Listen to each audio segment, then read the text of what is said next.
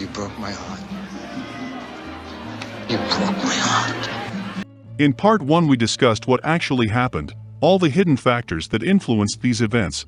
We looked at it from both points of view, and we discussed why Michael and Fredo did what they did in depth. In this video we will look into whether or not it actually was the right thing to do, not in terms of whether it was morally wrong, but rather from both a strategic standpoint, as well as a psychological point of view. So basically we'll state the best arguments for both points of view, and let you decide. And then we will share what we think. It's easy to blame Michael and label him all sorts of things for making that decision. But as ruthless as it was, unfortunately at the time it was the only possible judgment he could come to. Here's why. While this was, from what we've seen, the first time Fredo made such a catastrophic mistake, it definitely wasn't Fredo's first time. For example, we all know he was warned never to go against the family, with the Mo Green situation, not to mention the countless chances he was given by Michael, and the situations he probably got himself into, we never got to see on screen. Being a major member of the Corleone Mafia family means that everyone involved has to obey the rules. No matter who and why, if someone breaks the code of omerta, they need to be dealt with. It's the only way the Mafia could survive, and was the life he had chosen. This further adds to Michael's dilemma: is he going to break the code for Fredo, when he had given him so many chances, and still couldn't manage to at least maintain his loyalty to the family, instead being envious and carry so much resentment towards Michael? His excuse being, "I'm your older brother, Mike, and I was stepped over.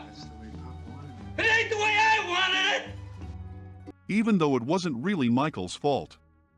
Vito was the one who knew Fredo wasn't suitable to be Don, and even so Michael tried to give Fredo some importance, and with all that he still blamed Michael. Keeping Fredo alive would have been a major liability. Let's say Michael somehow finds a way to genuinely forgive Fredo, what guarantees he won't make a similar mistake again? Even with his guard up, if his enemies knew that the Corleone family have such a weak and foolish individual within the family, they just as easily could find a way to manipulate him again. Another argument would be to banish him, sending him away to Sicily for example, but the major problem with that is the fact Fredo already knew too much and could be tracked sooner or later. And with the resentment he had for Michael he could further, and now intentionally expose the family for even bigger and much more dangerous attacks. Under tremendous pressure, he would definitely fold and give out the family secrets. So, the option of just sending him away, or giving him any independence, is not a viable option. Besides, Michael did all he could. And at this moment Fredo sealed his fate. Come with me! You're still my brother! Fredo! Fredo!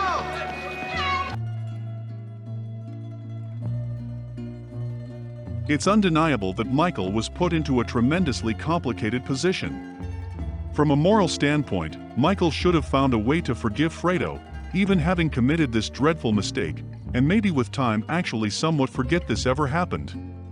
He even could have punished him in many different ways that weren't so final and force him to go down a path he would regret and cause further distance between him and his family. It's very clear that we all agree that Fredo should be punished, but why was killing him probably the worst thing he could have done? Even though as a Don, Michael made the correct decision, he destroyed any and all hints of defiance within his empire, basically telling everyone that the Corleone family does not tolerate any sort of disloyalty or treachery from absolutely anyone, therefore could have been the reason the empire lasted as long as it did.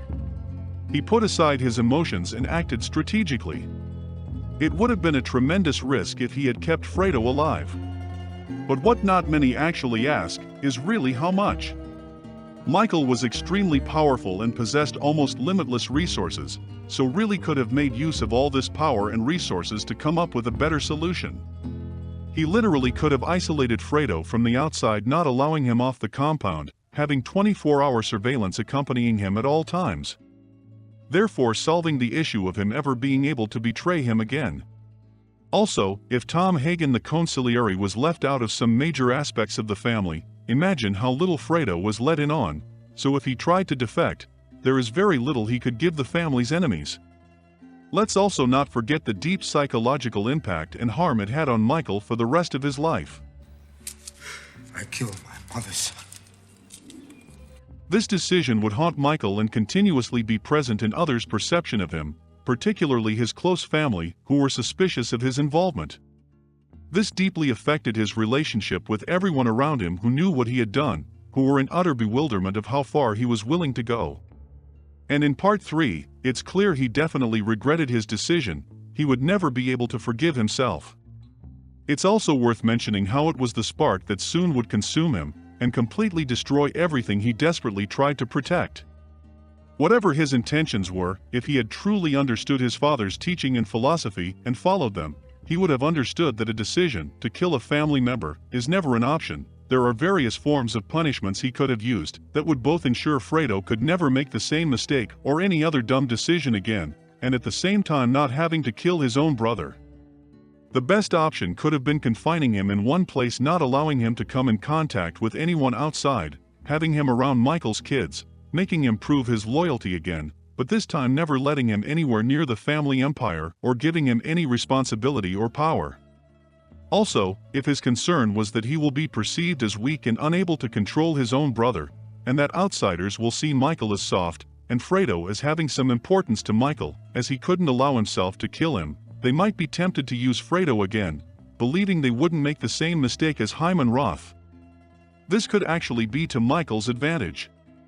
As strange as it sounds, Michael could use Fredo to lure out his enemies and anticipate their next move. He would be extra cautious when dealing with Fredo, and maybe he will never forgive him, but at least he wouldn't betray his father's trust and live with pain and regret of having killed someone that close to him. So, by now we all agree there is a good argument for both sides, but here's what we think. It's undeniable that Fredo almost destroyed the entire Corleone family. Yes, it was unintentional, but it still doesn't excuse the fact he went behind his Don's back, let alone his own brother. There is no guaranteeing with full certainty that he won't do it again, or who else he conspired with without the Don's knowledge. So, from a strategic point of view, Fredo had to go. But doing this irreversible action would still have severe repercussions. Yes, Michael had the right to punish Fredo. His actions were inexcusable, however taking him out was probably not the best solution, all things considered. He did make the strategic decision that at the time somewhat made sense to Michael. It made sense in the short term, however, maybe there was an alternative. Firstly, it directly goes against what his father Don Vito had constantly preached.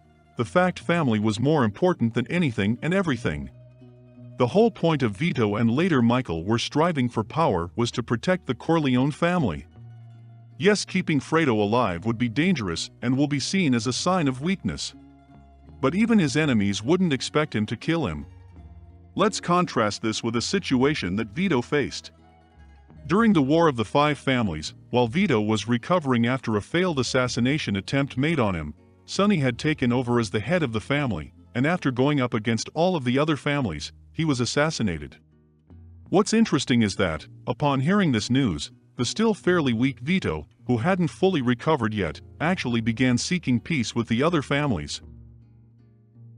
In any other circumstances, Vito would have gone all out, not taking mercy on any of his enemies. However, he knew they would go after his other son Michael, and they were indeed very close to getting to him.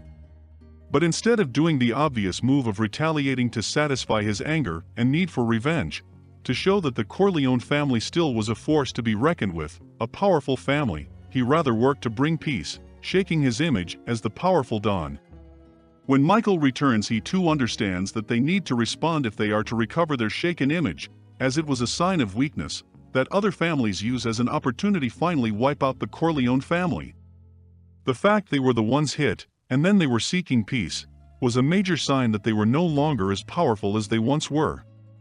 However, that had no effect on Vito's decision. He knew it was the only way to bring back his son safely, and that all other matters can be handled later, as nothing to him was more important than family. And so, even though the circumstances were completely different, Michael could still have used Vito's approach to overcome any concerns he had. You're nothing to me now. Michael might have indeed gone a step too far, probably his biggest mistake. Its repercussions would be much deeper and more painful than he could have imagined. He did have the right to feel betrayed because Fredo unintentionally did. And so what do you think? Was Fredo too far gone, giving Michael no choice? Or was Michael too merciless to fully comprehend the consequences of his actions? And didn't consider any other logical alternative? Comment below and let's continue the discussion.